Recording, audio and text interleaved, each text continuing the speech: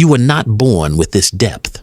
You were pushed into it, into silence, into confusion, into the responsibility of feeling what no one else wanted to feel. Not because you chose it, but because you had to. Being an empath is not a gift. It's a survival response, deeply wired into your nervous system. You didn't become sensitive because it was your calling. You became sensitive because you had no other choice. You were hurt early, quietly, invisibly. While others laughed, you heard what was left unsaid. While others moved on, you felt the pain they left behind. You learned to read rooms like open books.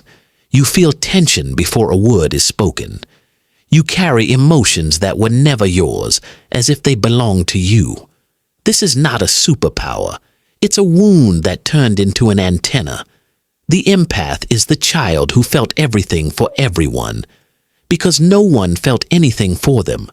The child who learned not to ask for too much, not to make noise, to fix things, to stay silent. And that's where self-erasure begins. Because when you feel the whole world, but no one ever feels you, you slowly begin to disappear. You don't speak up. You don't complain.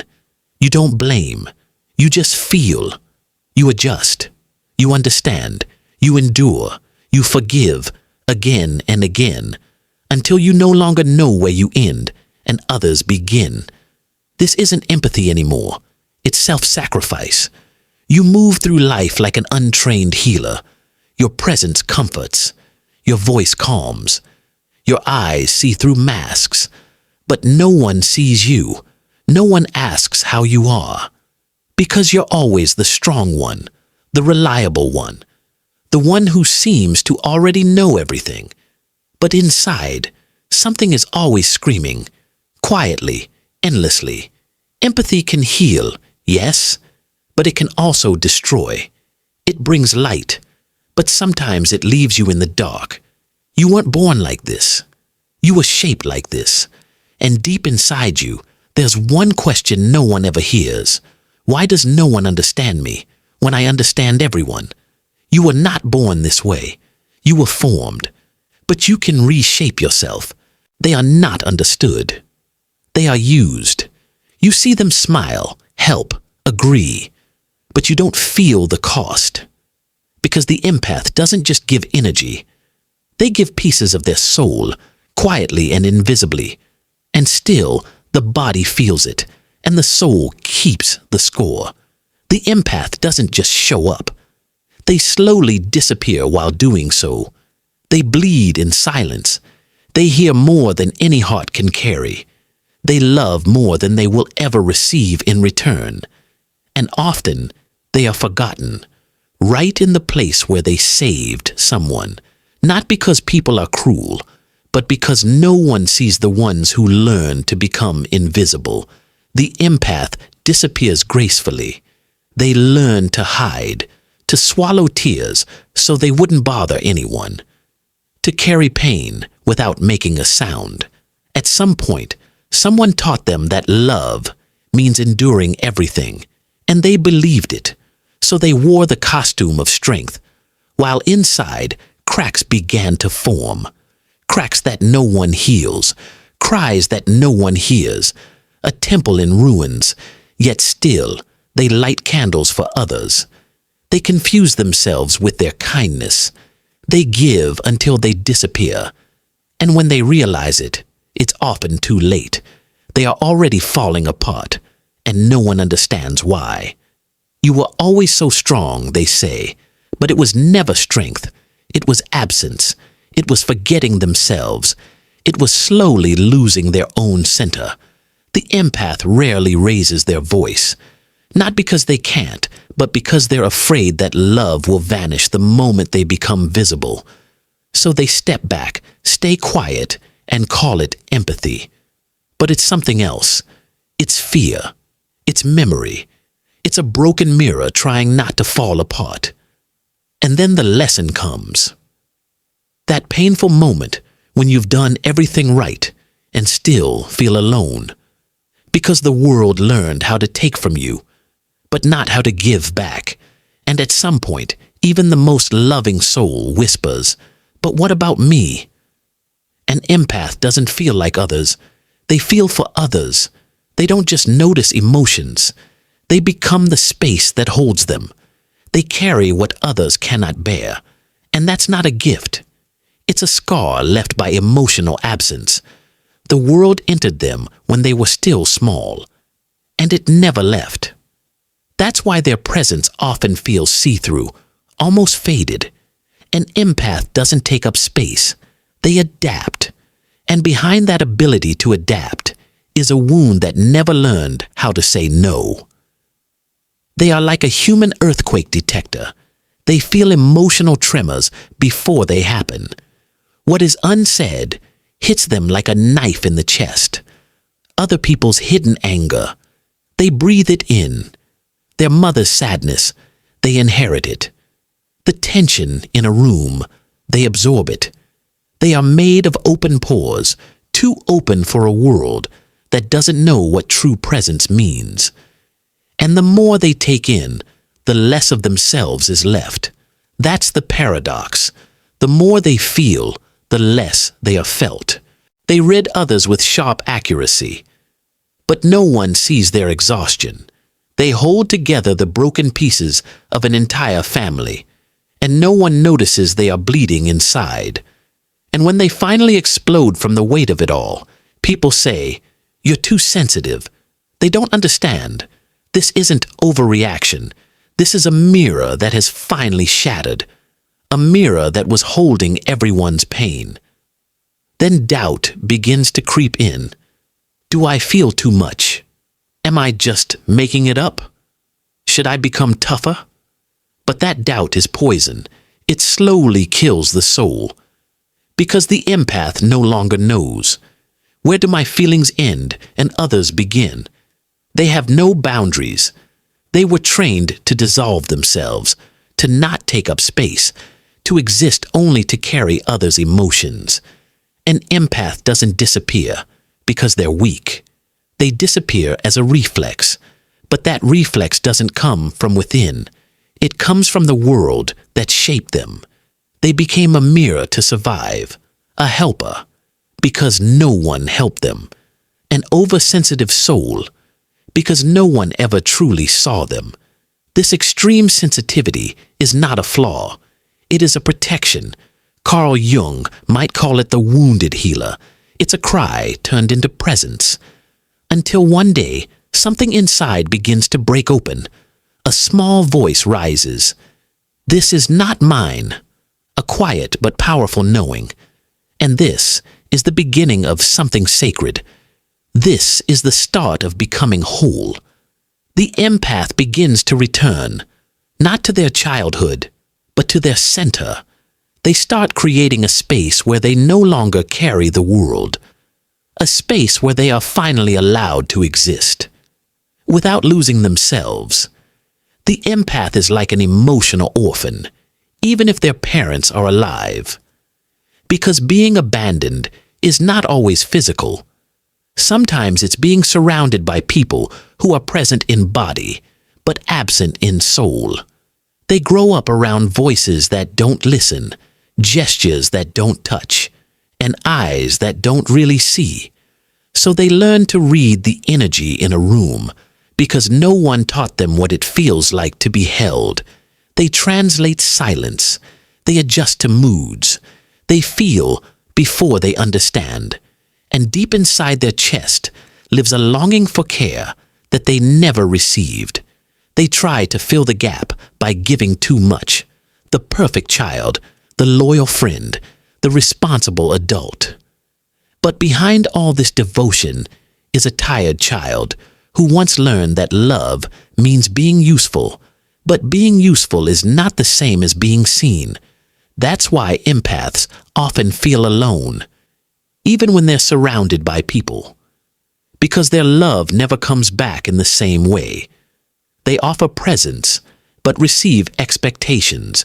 They give their soul, but become a function. Carl Jung once said, "What is not made conscious becomes fate," and the fate of the empath is to keep repeating the same lesson.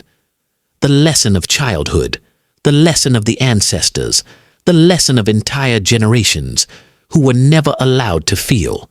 So they become a radar for the invisible, a guardian of other people's pain, a channel for emotional inheritance. They suffer, but they don't know why. But their body knows, their soul knows, because it's trying to heal what no one else ever dared to face. The pain of the empath is not just personal, it is ancient. They cry with tears that aren't even theirs. They scream with voices they never had. They carry memories they never lived, but they burn inside them as if they did. Because this pain is not an exaggeration. It's generational. It's symbolic. It's deep in the system. They don't suffer because they're weak. They suffer because they're aware. And that's what no one sees. No one understands why they suddenly go silent, why they withdraw, even when they're loved. But the empath often doesn't need comfort. They need permission to exist. They don't want to be saved. They want to be felt. Because their whole life, they were the space for others to heal. But they never had a space for themselves until one day they finally listened to their own voice. Not a voice of pain, but a voice from their source, and it whispers, "You were not born to carry what isn't yours." And that's where the true journey begins. Not a return to childhood, but a return to wholeness. Not back to the past, but back to the origin. The empath is not just a mirror of the world's pain. They are the seed of its healing. Every pain they carry holds a hidden altar. But no one taught them how to pray there, so they bled in silence. They tried to turn wounds into care, turn despair into presence, turn brokenness into devotion. From childhood, they gave what they never received. And that's why their own pain had no witness. Every emotion they pushed down became tension in their body. Every tear they held back became a frozen prayer in their soul. While the world took in their softness, they silently carried the weight of being misunderstood, even by themselves. But the empath doesn't suffer because they're weak. They suffer because they're a channel. Their soul didn't ask for protection when they were born. It asked for depth. And that depth made them a vessel for the pain of others. They feel what they never experienced, cry for what they don't remember, bleed from places they can't name. And yet they continue to love. But the more they absorb, the more they lose themselves, because energy that isn't transformed becomes stuck. And what becomes stuck makes us sick. They become unwell in ways no one notices. Their body feels heavy. Sleep becomes escape. Their mind keeps spinning, trying to name a feeling that has no name. Because this pain isn't theirs. It was inherited, taken in like smoke in soft fabric. And the empath is soft fabric. They try to become hard, but die inside. They go silent, but the pain grows louder, until silence becomes its own illness, and sensitivity becomes a cage. Carl Jung said, "Real light comes from facing the darkness," and the empath carries others' darkness as if it were their own, just hoping that by doing so, they might finally be worthy of love. But love doesn't come from sacrificing yourself. Love begins when you stay whole, even while feeling someone else's pain. That's what the empath must learn again. Empathy is not sacrifice. It is presence, with awareness, to feel without disappearing, to love without crucifying yourself. And that's where the alchemy begins. When they stop asking, "What's wrong with me?" and start asking, "Whose pain am I carrying?" When they stop trying to heal others first and begin to remember themselves, because true healing requires returning to the one they left behind, themselves. When the empath finally comes home to their own heart, they don't find peace right away. They find ruins, echoes of voices that were never theirs, fragments of stories they lived for others, pieces of themselves scattered in places they were never truly loved. They realize they've lived in others for years and lost their reflection in the process. Love became disappearance. Care became numbness. Survival became a ritual of self-denial. But this return, this coming home, isn't soft. It shakes them like a forgotten temple awakening. The walls tremble with memory. The windows carry forgotten light. And between the ruins, they begin to rebuild. Not with speed, not with easy answers, but with sacred care. They cry, not from pain, but from meeting themselves again. Each tear becomes a thread back to life. Each silence honored becomes a step toward home. They start to see what's true, what was projection, what was never theirs to carry. And so begins the great return, returning pain, returning weight, returning expectations that were never theirs. They reconnect with who they were before the world shaped them. They discover an empathy that has edges, that has wisdom, that has balance, a sensitivity that sees without being swallowed. They stop being a sponge. They become a mirror with form. They say no without guilt. They protect themselves, not with walls, but with clarity.